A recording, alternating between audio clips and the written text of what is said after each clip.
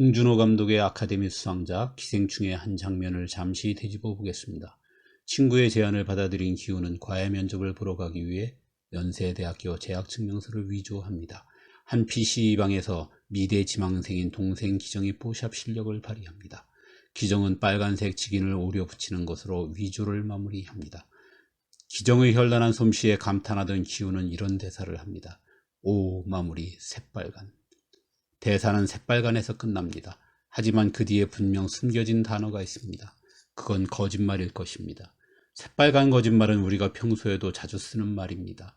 봉태일이라는 별명답게 봉준호 감독은 그 뒤에 이야기가 새빨간 거짓말이 난무할 것이라는 복선을 분명 이렇게 디테일하게 깔아두었을 것입니다. 여기서 몇 가지 더 궁금증이 생깁니다. 왜 거짓말이 빨강색일까요? 빨간 거짓말은 어디서 나온 말일까요? 빨간 거짓말이 있다면 파란 거짓말도 있을까요? 네, 있습니다. 오늘은 거짓말의 색깔에 대해 이야기해 보려 합니다. 새빨간 거짓말에서 보는 것처럼 거짓말에는 다양한 색깔이 있습니다. 거짓말의 색깔을 입힌 첫 번째 인물은 그 유명한 셰익스피어입니다. 16세기의 셰익스피어는 한 편지에서 하얀 거짓말을 제외하고 그의 진실성을 의심할 만한 점이 없다는 것을 당신에게 말씀드립니다. 라고 썼습니다. 이후 하얀 거짓말은 옥스퍼드 영어사전에 올랐고 해롭지 않은 사소한 거짓말이라고 뜻을 달았습니다. 3세기의 유대 문헌인 탈무드에도 하얀 거짓말이란 말이 나온다 하니 진짜 역사는 셰익스피어보다 훨씬 더 오래되었을 것입니다. 우리나라에서도 자주 쓰이는 말인 하얀 거짓말은 한마디로 선의의 거짓말입니다. 산에 오를 때 내려오는 등산객에게 정상이 얼마나 나왔나요? 라고 물으면 10중 8구는 조금만 가면 돼요 라고 답합니다. 남을 배려하기 위한, 남에게 용기를 주기 위한 전형적인 하얀 거짓말입니다. 빅토르 위고의 레미제라블에선 장발장이 신부의 집에서 은촛대를 훔쳤지만 신부는 경찰에게 자기가 선물로 줬다고 거짓말을 합니다. 오헬리의 마지막 입새에선 삶의 희망을 주기 위해 담에 잎새를 그려놓습니다. 영화 인생은 아름다워에서 아버지는 유태인 수용소에 갇히면서 아들에게 이건 게임이야. 우리가 참고 견뎌서 1등을 하면 상을 받을 수 있어 라고 말합니다. 모두 하얀 거짓말입니다. 하얀 거짓말의 정반대 지점에는 까만 거짓말이 있습니다. 미국에선 자신의 죄를 덜거나 은폐하려는 거짓말을 까만 거짓말이라고 합니다. 주로 범죄자나 사기꾼의 거짓말이라 해서 가장 악의적인 거짓말로 꼽힙니다. 협박의 뜻을 가진 블랙메일, 요주의 인물 명단이란 뜻의 블랙리스트에서 보듯 검은색은 부정의 뜻을 갖고 있습니다. 그래서 블랙라이, 즉 까만 거짓말은 인종차별적인 단어라는 논란도 있습니다. 영화 기생충에서 얘기했던 새빨간 거짓말은 우리와 서구에서의 쓰임새가 조금 다릅니다. 우리가 생활에서 흔히 쓰는 새빨간 거짓말은 100% 거짓말이라는 얘기입니다. 그야말로 진실이라고는 단 1%도 없는 완벽한 거짓말이라는 뜻입니다.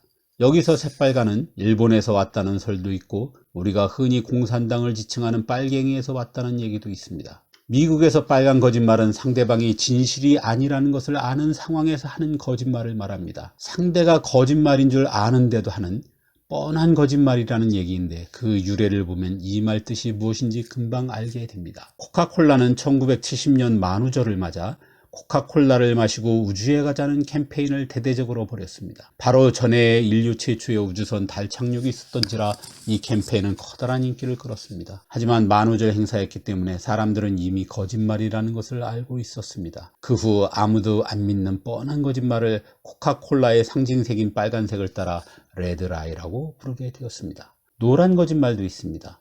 아이들이 하는 귀여운 거짓말입니다. 주사 맞기 싫어 안 아프다고 하거나 화분을 실수로 깬 다음 강아지가 그랬다는 식의 거짓말입니다. 연인 사이에 주로 하는 거짓말은 핑크라이라고 합니다. 오늘은 더 예뻐 보여 라거나 정말 예쁜 연예인을 앞에 두고서도 당연히 네가 더 예쁘지 같은 그야말로 핑크빛 도는 거짓말을 말합니다. 거짓말의 힘이라는 책을 보면 이런 이야기가 있습니다. 한 러시아 부인이 하인과 사랑에 빠져 미국으로 망명했다. 그녀는 뉴욕에서 가난하게 살았다. 왜 안락한 기숙생활을 버리고 궁핍한 이주민의 삶을 택했는지 모두가 의아하자 그녀는 반짝이는 눈빛으로 주저없이 말했다. 왜냐고요? 간단해요. 그는 거짓말을 정말 잘하거든요. 그 얘기를 듣고 있으면 내가 이 세상에서 가장 아름다운 여자가 된 기분이에요. 거짓말 중에서도 핑크빛 거짓말의 힘은 정말 대단합니다. 이 모든 색을 다 합친 무지갯빛 거짓말도 있습니다. 이건 이야기를 재밌게 만들기 위한 거짓말입니다. 따라서 모두가 거짓말이라는 걸 알지만 전혀 개의치 않습니다. 소설이나 드라마 혹은 영화를 만드는 작가들의 픽션이 이에 해당합니다. 가장 최근에 나왔고 요즘 가장 주목을 받는 거짓말이 있습니다.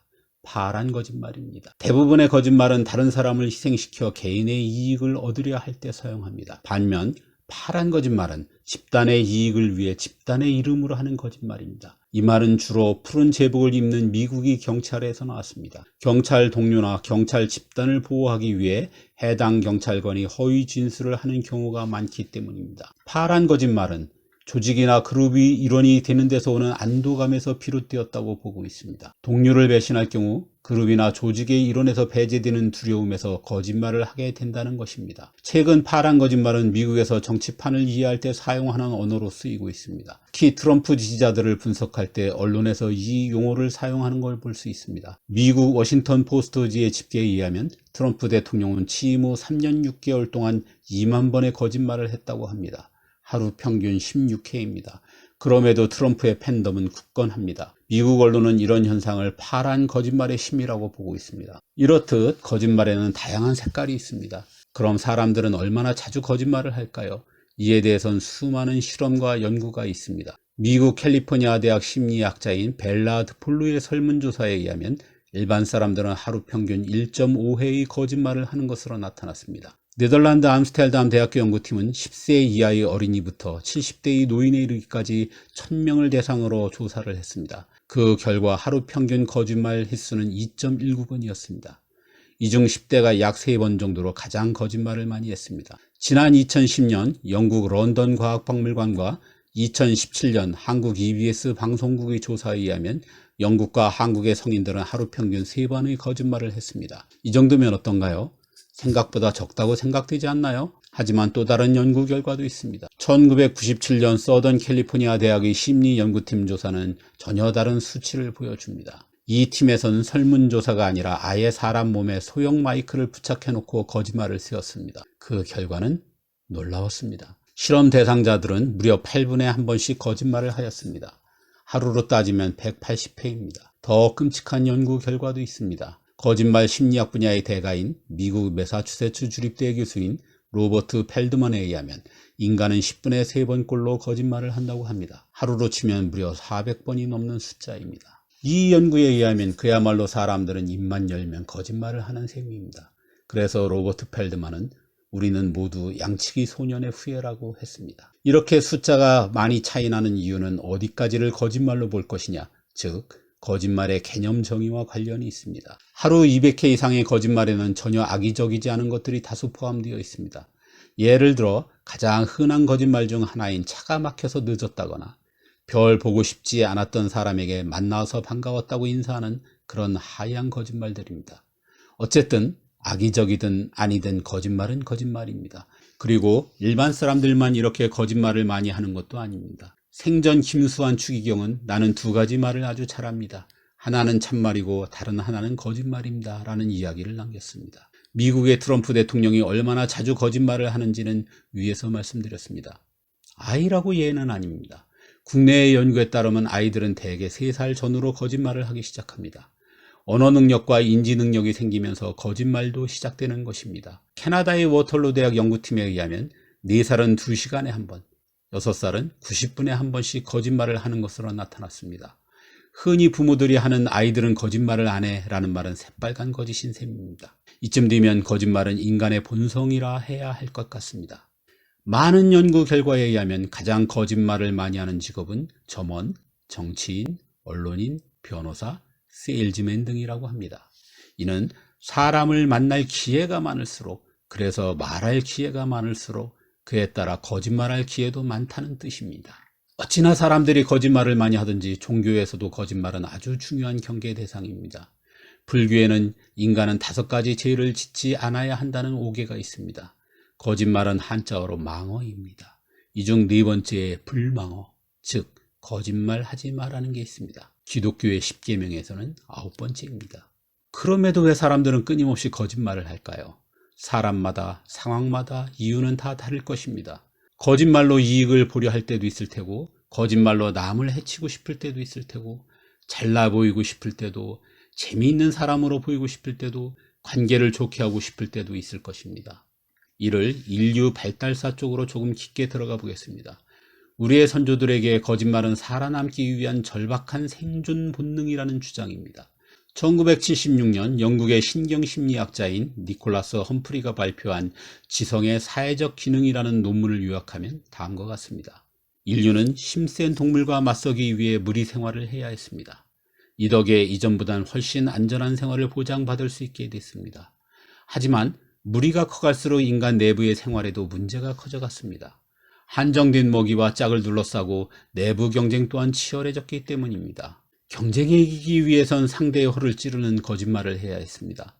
경쟁자의 거짓말에 속지 않기 위한 방법도 터득해야 했습니다. 무리가 커질수록 속임수는 더욱 복잡해져 갔습니다. 하지만 복잡한 속임수에서 벗어나는 과정이 거듭되면서 인간의 지적 능력도 발달해 갔습니다. 인류가 생존을 위해 거짓말을 시작했고 인류를 오늘날로 진화하게 한 것이 바로 거짓말 덕분이란 것입니다. 그럴듯하지 않습니까?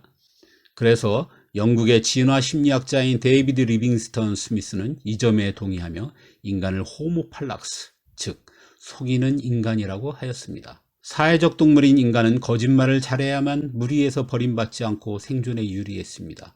때문에 인류의 진화 과정에서 자연 선택을 통해 인간 모두는 거짓말쟁이가 된 것입니다. 그런데 이 대목에서 한 가지 궁금한 것이 있습니다. 만약 인간이 거짓말을 전혀 하지 않는다면 어떤 일이 벌어질까요? 실제로 이런 실험을 해본 사람이 있습니다.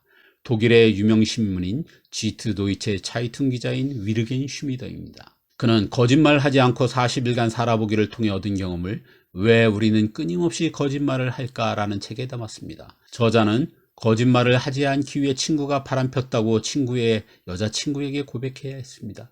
그러자 친구에게 얻어맞았습니다. 엄마에겐 신을 믿기 어렵다고 말해 부모님을 화나게 했습니다. 아내가 만든 음식에 맛없다고 했다가 이혼 위기에 몰리기도 했습니다. 솔직하게 세금 신고를 했다가 세금 폭탄을 맞았습니다. 포커 게임에선 패를 보였다가 돈을 잃었습니다.